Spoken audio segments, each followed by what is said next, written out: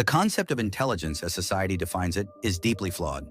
For years, we've been told that becoming smart requires formal education through standardized tests and validation from schools or institutions, labeling us as gifted or average. This system benefits organizations like schools and corporations while sidelining the individual. Intelligence is not fixed or reserved for a select few. It's flexible and can be developed by anyone with the right mindset and tools.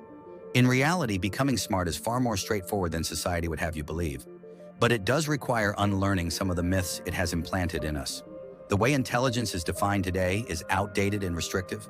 The modern school system, created during the Industrial Revolution, was never designed to foster creativity or innovation. Instead, it emphasized punctuality, obedience, and routine skills that suited factory work. Over time, this model implanted the belief that intelligence is measurable through academic performance, making schools arbiters of intellectual worth. This narrow view does a disservice to the diverse capabilities of the human mind. IQ tests, often celebrated as the definitive measure of intelligence, are far from comprehensive.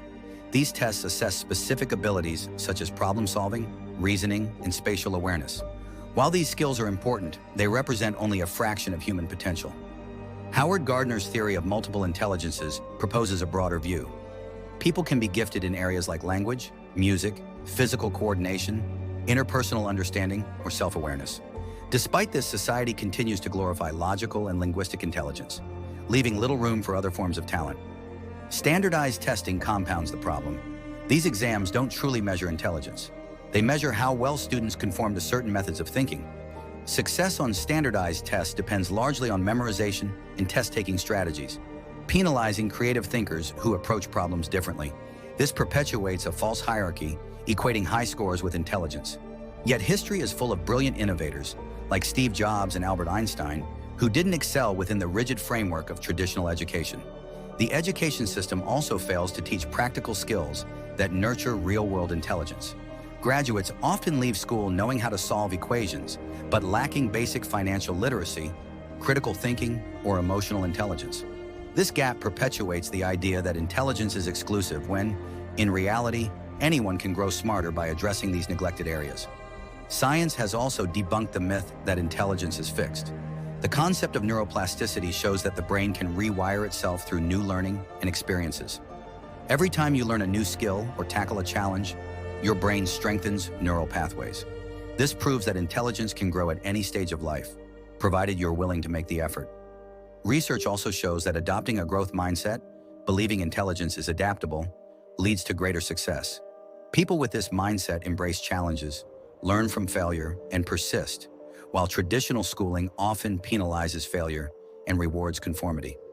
Becoming smarter is not about memorizing facts or acing tests.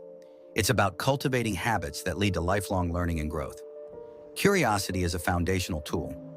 Start asking why and how about the world around you, from the mechanics of a car engine to the balance of ecosystems. These questions spark connections and critical thinking. Learning by doing is equally important.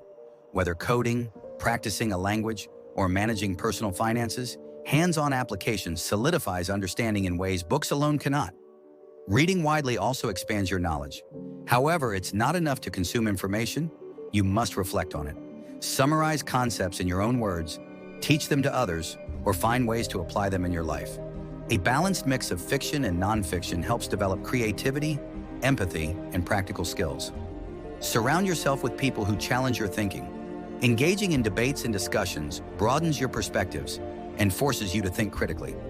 Intelligence grows when it's exposed to diverse viewpoints and interdisciplinary ideas, like linking psychology to marketing or history to politics. Simplifying complex ideas with analogies and visualizing scenarios also enhances understanding. Even imagining tasks like jump-starting a car strengthens your ability to recall and execute them later. Physical health also plays a significant role in intelligence. Regular exercise boosts focus and memory, while proper sleep consolidates learning. A balanced diet with nutrients like omega-3s and antioxidants supports brain health. Finally, focus on what matters most by using the 80-20 rule. Prioritize the core knowledge that delivers the greatest results, like learning key vocabulary in a new language. If intelligence is so accessible, why does society make it seem exclusive? This myth maintains power structures. By portraying intelligence as rare and fixed, schools, corporations, and governments create a reliance on external validation. Breaking free means questioning these narratives and taking charge of your own learning. Intelligence isn't about fitting into a mold, it's about questioning the mold itself. Becoming smart is not as hard as society wants you to believe. Intelligence isn't tied to test scores or degrees. It's about adaptability, curiosity, and a commitment to personal growth. Once you see intelligence as a skill rather than a gift, the possibilities are limitless. You don't need anyone's permission to be smart. All you need is the determination to challenge societal norms and prove that learning is within everyone's reach.